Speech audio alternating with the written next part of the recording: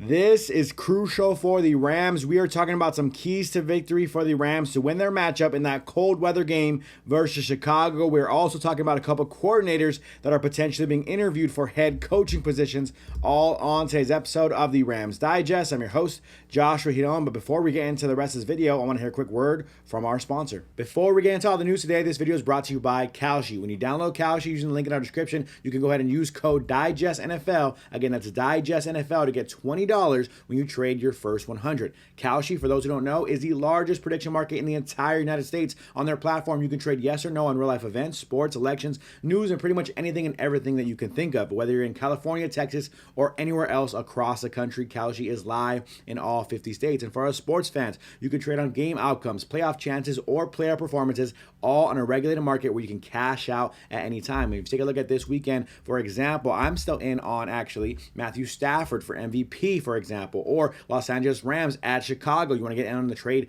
now? Trade now. Also, you can live trade the game. So while the game's happening, say you got a trade on the Rams winning, but the odds shift because the Rams go down 7-0. Obviously, we're hoping that doesn't happen, but if it does, then you can go ahead and go on Kalshi, trade live if you truly believe the Rams will still come back and win. The odds will obviously be better in your favor. It's genuinely a smarter way for you to trade and use your sports or news knowledge, and you can close positions whenever you want. Download Kalshi with a link in our description, and don't forget to use promo code DIGESTNFL to get your $20 bonus. And thank you once again to Kalshi for sponsoring this video. And with that, we'll get straight into the news on today's episode. Really quickly, want to just break this down. Nothing too intense here, but the Ravens interviewing Rams defensive and passing game coordinators, now up to 13 candidates for their head coaching search. And obviously Baltimore, an organization that's been very loyal to their coaches in the past, similar to what the Pittsburgh Steelers have done with Mike Tomlin and company. And obviously John Harbaugh now being removed as the head coach in Baltimore. They are now really taking their sweet time and trying to find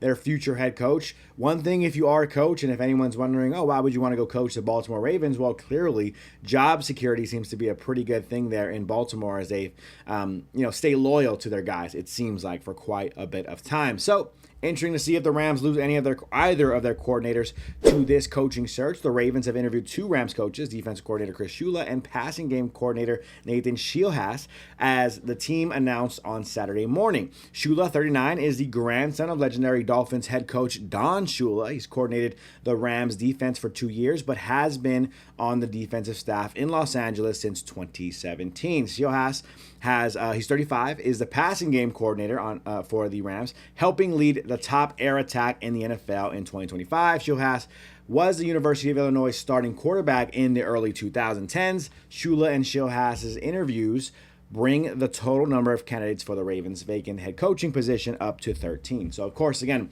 the Baltimore Ravens really just casting a wide net, trying to find their future guy. I think the younger the better for them. Obviously, like keeping guys for 20 years. So if you got a 35-year-old coach, then obviously he'll be your coach until he's 55. But it seems like for the Baltimore Ravens. So we'll see. Obviously, when you're talking about the Rams offense and their passing game specifically, the top air attack, sure, on offense kind of has a little bit to do with the coach, sure, but I think the legendary Matthew Stafford, legendary Devontae Adams, and future legend possibly in Puka Nacua all also have a pretty nice role in this passing coordinating of the offense. So, we'll see if either of these coaches end up getting the position. I'm really interested in seeing where Chris Shula ends up. It seems like he's going to end up somewhere this offseason as a head coach. Obviously, he's open to the interviews, doing the virtual meetings and whatnot. And I wouldn't be surprised if he goes back to Don Shula's, stomping grounds and goes to coach the Miami Dolphins. We'll see if that seems to be a right fit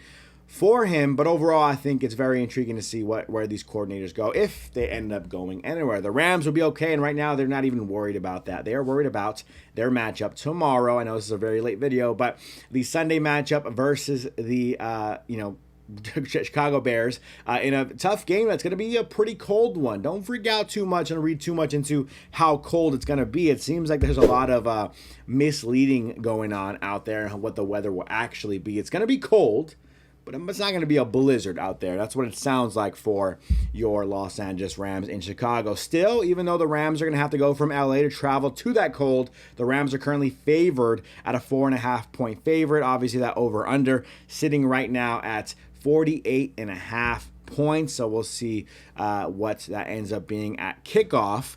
Interesting game to say the least. And it makes it even more interesting now that we see kind of that AFC and NFC championship games, at least one side of those games, be settled. With obviously you see the Denver Broncos beating out the Buffalo Bills today on Saturday, and after the game, that's why I'm here late tonight watching that game on Saturday night. I did see a little bit of the Seattle Seahawks kind of BTA to the, if you know what BTA stands for, BTA to your rival San Francisco 49ers. Kind of a good day, right, to wake up a Rams fan knowing that one of your division rivals will be out. But if you're the Seattle Seahawks, you want to knock out both division rivals on your way to the Super Bowl. This Super Bowl, guys, is as wide open as it's been in quite a bit of time, right? No Josh Allen, no Lamar Jackson, no Joe Burrow, no Patrick Mahomes. A lot of AFC quarterbacks I just named there. But none of those guys are involved on the AFC side of things. And so all of a sudden, this is kind of a lot of young quarterbacks, right? Bo Nix just got hurt, so now it's Jarrett Stidham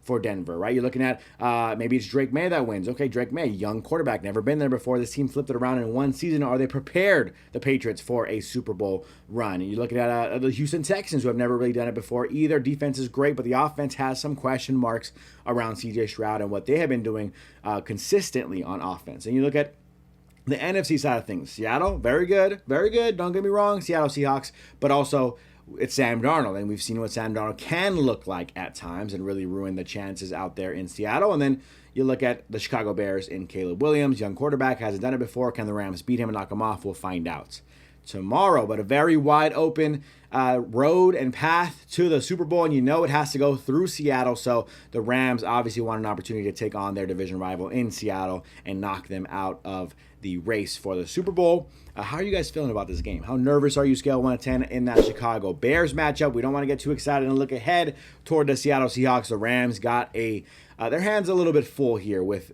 Caleb Williams and the Chicago Bears team. But some interesting ways to look at it, how the Rams need to win this football game. Here are 3 keys here to break down. So 1, they got to win the turnover battle and capitalize on the momentum. Obviously, you see there's a lot of swings in a football game in general, but it seems like with both these teams, and the Bears and the Rams, they tend to have a lot of swings in their games in terms of momentum swings. And for the second straight week, winning the turnover battle will be vital for a Rams victory. Both teams rank top 5 in takeaways and turnover differential and have lost most of their games when they have turned the ball over more than their opponent. Bears are 1-2, Rams are 1-3 in those scenarios. So the Bears rank 3rd in points scored off of turnovers. Sorry to hear my dog drinking some water here.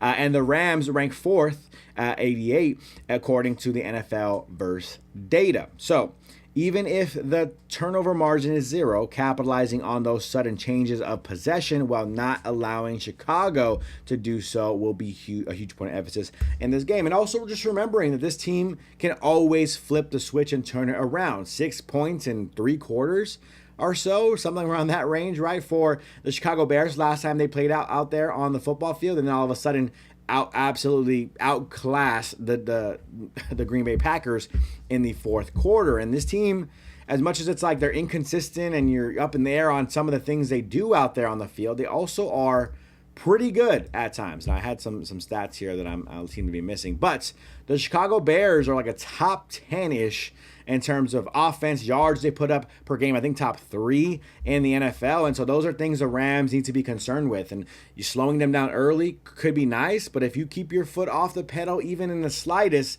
this team can come back and bite you. And so that is the key for the Rams in my mind. Keep the foot on the gas and don't turn back. Make sure you don't even let this game feel like a game. A lot of people are saying this could be kind of a blowout game. We'll see if that's the case, but I think the Rams have a chance to do that, but they really got to hone in and focus on what they're doing out there on the field. Last but not least, don't let Caleb control the game. Caleb Williams, right? Outside of the pocket. You got to keep him in the pocket. You got to sack the quarterback. McVay said it earlier this week. That's a really scary aspect of his offense is their ability to make plays out of structure. Williams is one of, if not the best quarterback in the league when it comes to escaping the pocket and finding receivers downfield. That type of play kept the Bears season alive last week against the Green Bay Packers. On an absurd 4th and 8 conversion, the defense needs to contain Williams in the pocket and finish sacks when they have an opportunity to get the slippery second-year quarterback on the ground. Jared Verse said you have to wrap him up. It's not like any lunging. You can't jump at him. He's very athletic. He's very nimble.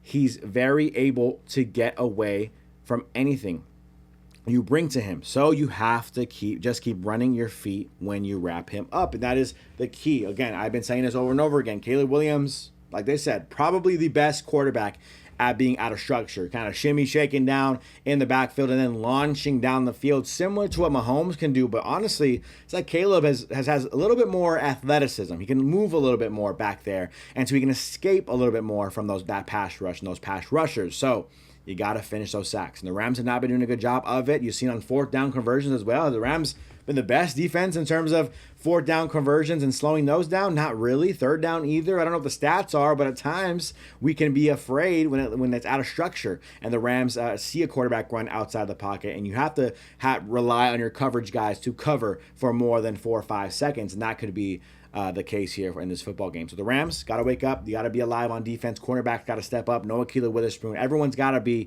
ready to roll, but that defensive line, getting to Kyren Williams and finishing the sacks, that is the key. Do not let him get out the pocket, because that's when dangerous things will happen. He has talent around him. If you let him get out the pocket out of structure, the Rams will definitely struggle to slow him down. So let me know how you guys feel about the game down below in the comment section. How are you feeling? What is your score prediction? I'm going to go ahead and settle in on my score prediction being 34-21. The Rams win this football game kind of handedly, and I just feel like if the Rams get up early, it'll be tough for this Chicago Bears offense to come back, and everyone said that over and over and over again. They keep coming back, but I think the Rams will do a good enough job to keep their foot in the gas long enough to go ahead and escape Kyren Williams and the Chicago Bears team. 34-21 is my final score prediction. Give your score prediction down below in the comment section, and we'll talk about it obviously throughout the week. Now, last but not least, my favorite part of the episode, trivia of the day. We're asked a trivia question. You give your trivia guesses down below in the comment section. Whether you're right or whether you're wrong, we'll give you a shout out on the next episode that I'm on here at the Rams Digest. Last episode, we asked this question. Which franchise has the most NFC Championship game appearances in the NFL? So multiple choice options for you all were, was it A, as it's lagging a little bit, Dallas Cowboys? Was it B, the San Francisco 49ers? Was it C, the Green Bay Packers? Or was it D, the Los Angeles Rams? A couple of you guys did play along with this trivia of the day, and here were your trivia guesses. We had Paul saying it's the San Francisco 49ers pretty confidently. Floyd saying my initial thought was the 49ers, but then I thought maybe it's the Cowboys, so I'll go with the Cowboys. James says, or Jim, I should say, says, well, here you go again, making me say the most hated team's name, the fourth Niners. So there you go with your guess. The 49ers was your guess. Jim, appreciate you. Floyd as well. Cowboys and Paul says the 49ers. The correct answer for the trivia of the day of what franchise has the most NFC Championship game appearances. It won't be happening this year. It is the San Francisco 49ers. Just got eliminated earlier today, so nice to say that out loud. Got a little bit of BTA by the Seattle Seahawks. Never like celebrating the Seahawks win, but do love seeing the Niners lose. Appreciate all of you guys for playing along with the trivia of the day. Special shout out to Paul and Jim for getting this trivia of the day correct. If you guys saw this trivia question, you're like, that's pretty easy, I would have got that correct. Well, then show us that it is easy, and show us that you can do it on this question here for today's trivia of the day. You guys play along. Give your comment down below in the comment section. You'll get a shout out just like those folks just got on the next episode that I'm on here. Which running back for today's episode, trivia of the day, which running back rushed for the most yards in a Super Bowl? Got a pick of Emmitt Smith right there, legendary running back, obviously played in a lot of Super Bowls himself. Which running back rushed for the most yards in a single Super Bowl? Is it A, Terrell Davis? Is it B, Emmitt Smith? Is it C, Timmy Smith? Or is it D, Franco Harris? Again, which running back rushed for the most yards in a single Super Bowl in NFL history? Was it A, Terrell Davis, B, Emmitt Smith, C, Timmy Smith, or D, Franco Harris? Give your guesses down below in the comment section, whether you're right or whether you're wrong. We'll give you a shout out on the next episode that I'm on here at the Rams Digest. Other than that, that's going to do it for me on today's episode of the Rams Digest. Thank you again to Kalshi for sponsoring this video. Remember to use code DIGESTNFL if you guys are going to download Kalshi. That way you can get $20 when you trade your first 100. Maybe live trade on the Rams and Chicago Bears game. We'll see how you guys feel about that. Live stream is going to be up tomorrow. Make sure you guys join us so we can have a really good time here all together, streaming and talking about the Rams, hopefully winning and moving on to the NFC Championship game. That's going to do it for me. I'm your host, Joshua Giron, and I'm out.